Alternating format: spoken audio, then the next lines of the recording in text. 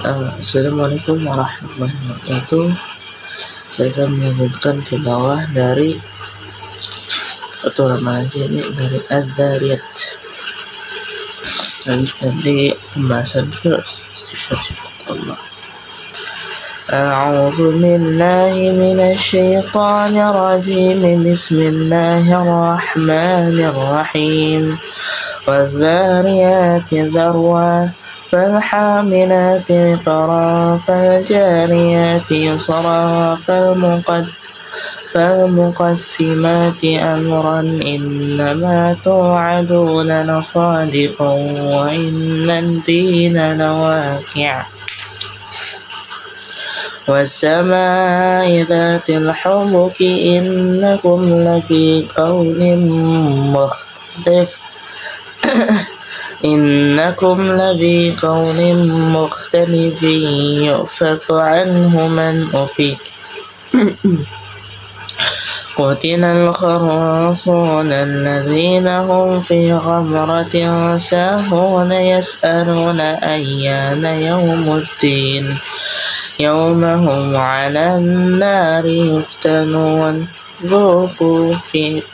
ذوقوا فتنتكم هذا الذي كنتم به تستعجلون إن المتقين في جنة وعيون آخذين ما آتاهم ربهم إنهم كانوا قبل ذلك محسنين كانوا قليلا من الليل ما يهجعون وبالأسحار هم يستغفرون وفي أموالهم حق للسائل والمحروم وفي الأرض آية للموقنين وفي أنفسكم أفلا تبصرون وفي السماء رزقكم وما توعدون فرب السماء والأرض إنه لحق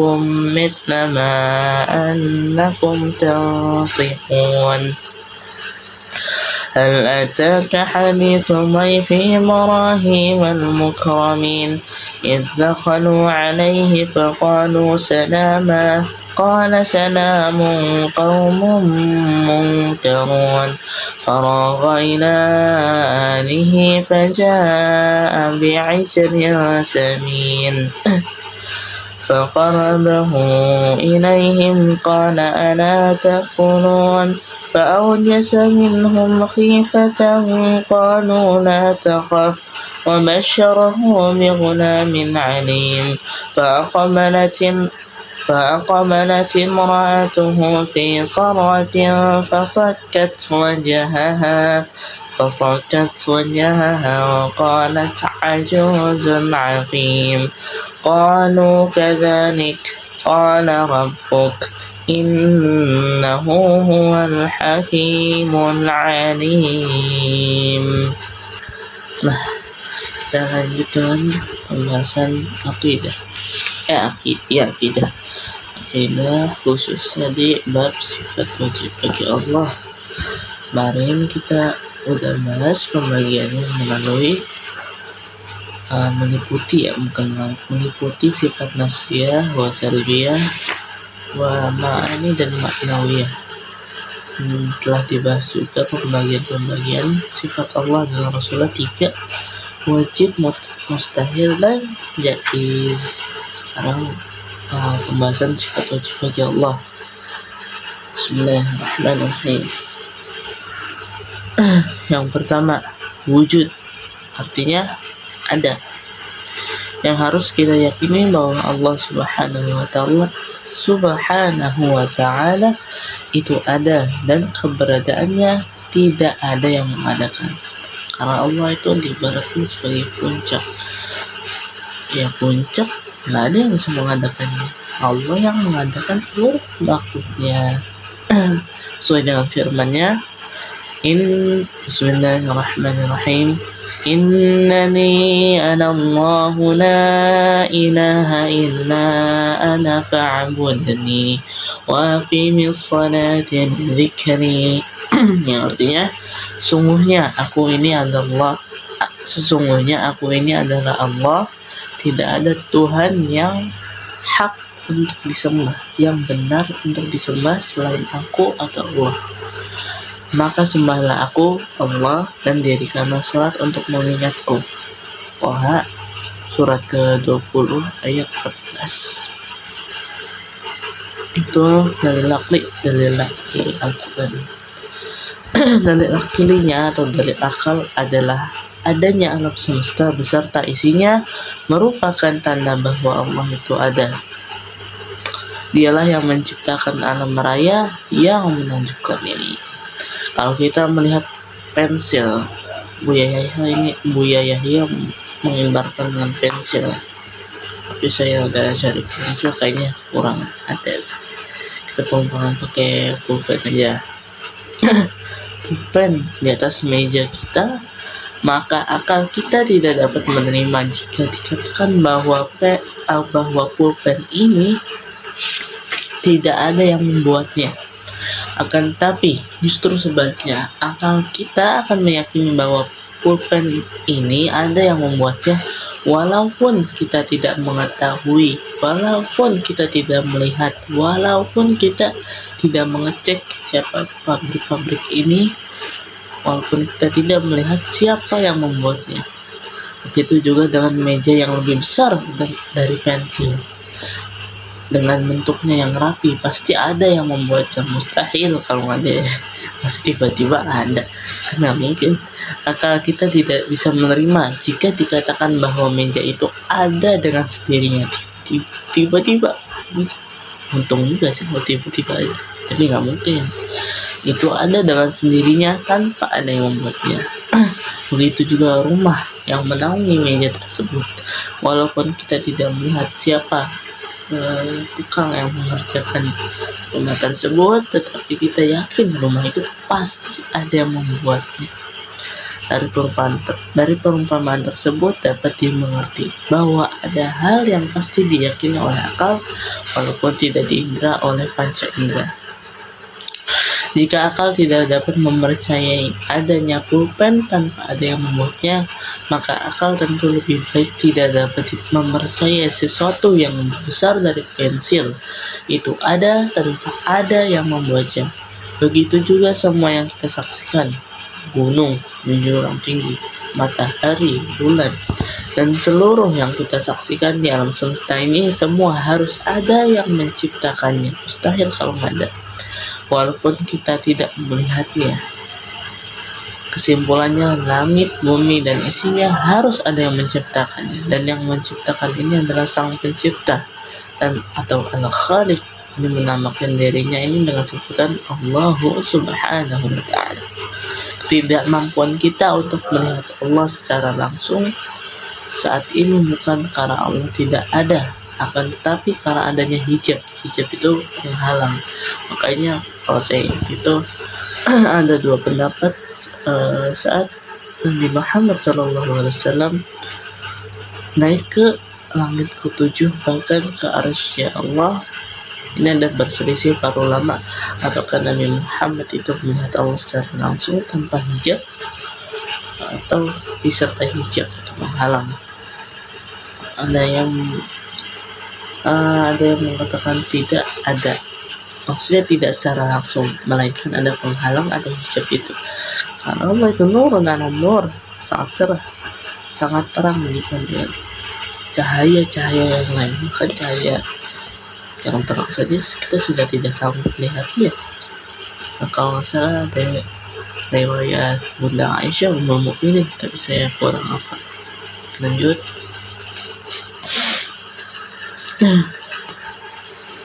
Sehingga manusia tidak mampu melihat Allah Subhanahu wa Ta'ala. Kelak jika seseorang sudah masuk surga, ketika hijab tersebut atau penghalang tersebut disingkap oleh Allah Subhanahu wa Ta'ala, maka seorang mukmin akan mampu melihat zat Allah seperti yang disabdakan Nabi sallallahu alaihi wasallam.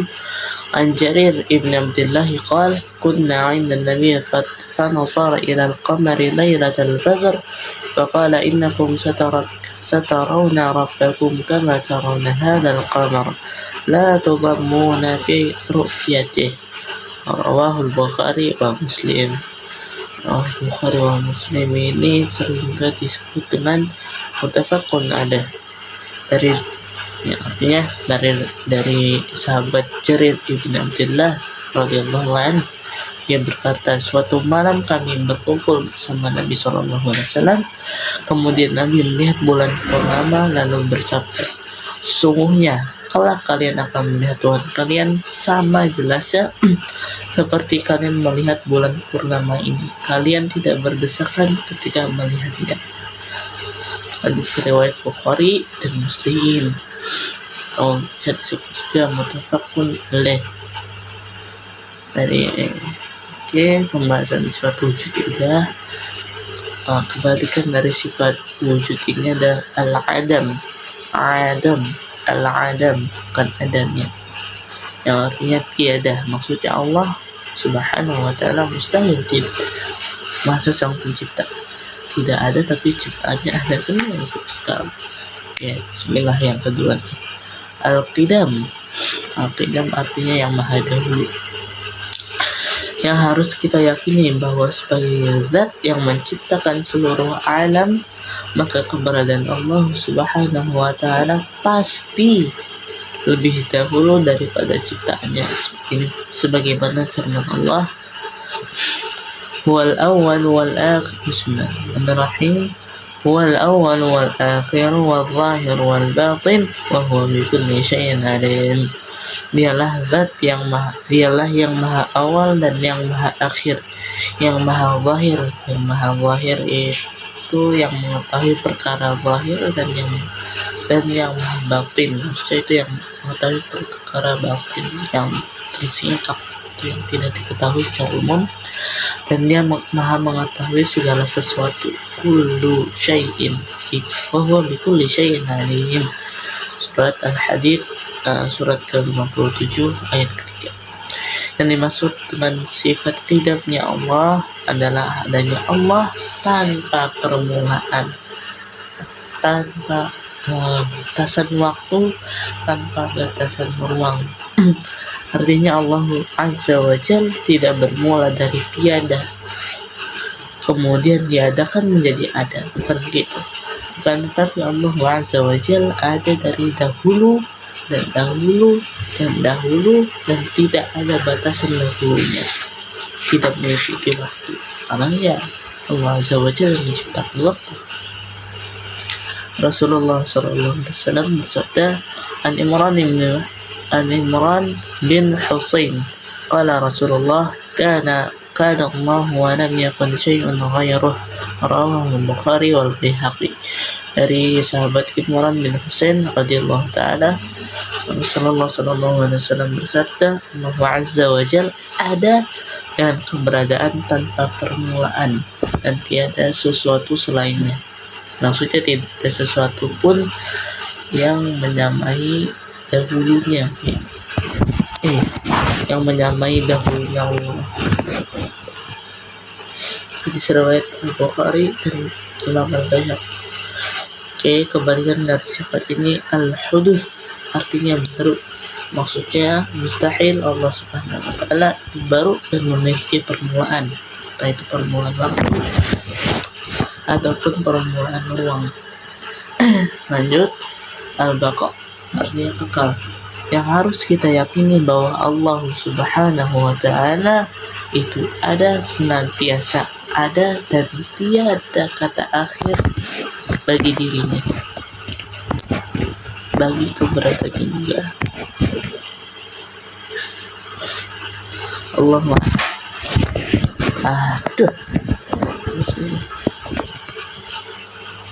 lanjut, Allah Azza wa Jalla itu kekal, abadi, ada selamanya, dan tiada yang mampu merusak eksistensi Tuhan dari Allah Subhanahu wa ta'ala, dan tidak mengalami kebinasaan maupun kerusakan sedikit pun. Sebagai firman Allah, kullu man 'alaiha fan wa yabqa wajhu rabbika dzul jalali wal ikram. semua yang ada di bumi pasti akan binasa dan tetap kekal zat Tuhanmu. Wajah Rabbik itu maksudnya zat Tuhanmu yang mempunyai keagungan dan kemuliaan. Surat Ar-Rahman surat ke-55 ayat 26 sampai 27. Firman Allah Subhanahu wa taala, "Kullu syai'in halikun illa wajhah, lahul hukmu wa ilaihi turja'un." Segala sesuatu pasti akan binasa kecuali Allah Subhanahu wa taala, dan hanya Allah lah penentu segalanya, dan hanya kepadanya lah kalian akan dikembalikan. Surat Al-Qasas surat ke-28 ayat 88. Tadi kebalikan dari sifat ini adalah fana atau binasa. Maksudnya mustahil Allah itu binasa ataupun tidak kekal.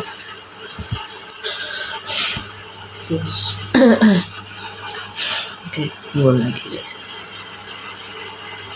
Lanjut, mukhalafatu lil hawadis, artinya berbeda dengan makhluk. Yang harus kita yakini bahwa Allah Subhanahu wa taala itu pasti berbeda dengan makhluknya.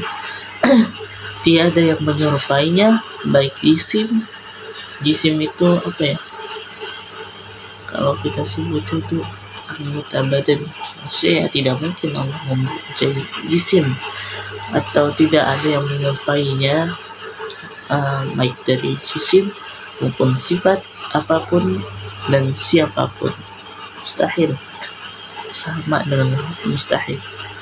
Perbedaan Allah Azza wa Jalla dengan makhluk itu mencakup segala hal, baik dalam sifat, zat maupun perbuatannya. Sebagaimana firman Allah, "Laisa kamitslihi syai' huwas sami'ul basir."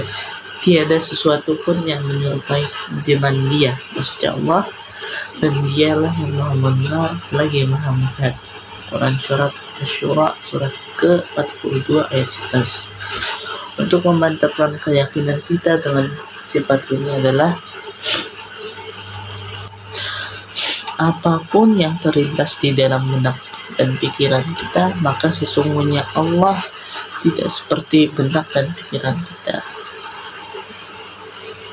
Imam Ahmad bin Hanbal berkata, "Mahma tasawwarta bibalika fallahu bi khalafi dzalik."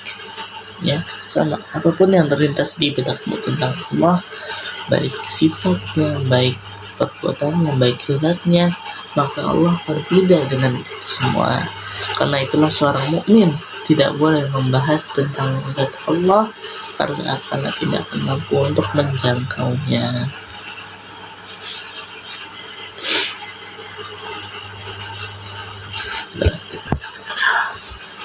Justru ketika ia menyadari akan kelemahannya itu, maka pada saat itu sebenarnya ia telah mengenal Allah Subhanahu wa taala.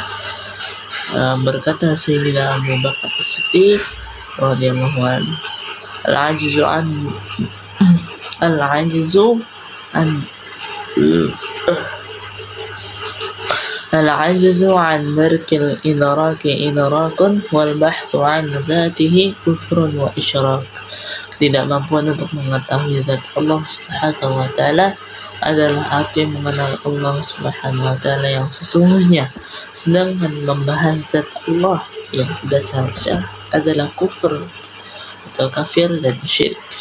Yang harus ditekankan di sini bahwa Allah Subhanahu wa taala tidak memerlukan tempat, baik dari awal maupun sampai hari kiamat maupun setelah hari kiamat itu. Sama ketika Allah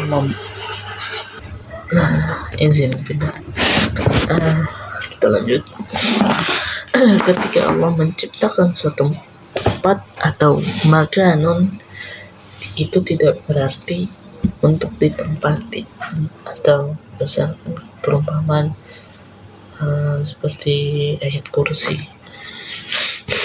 Maksudnya Allah membuat arasy, bumi, langit ketujuh, segala sesuatu tempat itu bukan berarti untuk ia tinggali, bukan untuk ia tempati, bukan untuk ia duduki, bukan untuk ia bersemayam, melainkan itu salah satu bukti keagungan Allah. Sebelum sebelum adanya tempat Allah Maha ada, dan setelah menciptakan tempat, Allah ada seperti sebelum menciptakan tempat. Maksudnya sama tanpa tempat. Dan katakan Allah Subhanahu wa Ta'ala bertempat di atas langit atau di atas arsy ataupun di mana-mana. Karena tadi laisa kamitslihi syai', tidak ada yang menyerupai dengan dia. Kalau ia bertempat, berarti ia menunjukkan kebutuhan kepada tempat itu, yang dimana yang dimana tanpa tempat itu seakan kurang afdal bagi Allah. Tentu itu kurang sopan dong. Makanya tempat yang diciptakan Allah, arasnya, kursinya, singgah sananya ibaratnya, itu bukan menunjukkan untuk kebutuhan Allah untuk bertempat atau sebagainya, melainkan itu adalah salah satu bukti kekuasaan Allah. Gini loh saya bisa begini, ya, seperti itu ibaratnya. Kan berarti Allah perlu tempat? Tidak perlu sama sekali. Dan kepada manusia Allah tidak perlu sama. Allah tidak memerlukan langit dan arsy. Allah tidak memerlukan langit dan arsy, ya. Tetapi langit dan arsy adalah ciptaan Allah. Mustahil Allah itu bergantung pada ciptaan. Mustahil. Termasuk kesesatan yang tersebar di akhir-akhir ini, bukan akhir-akhir aja sih, dari zaman memang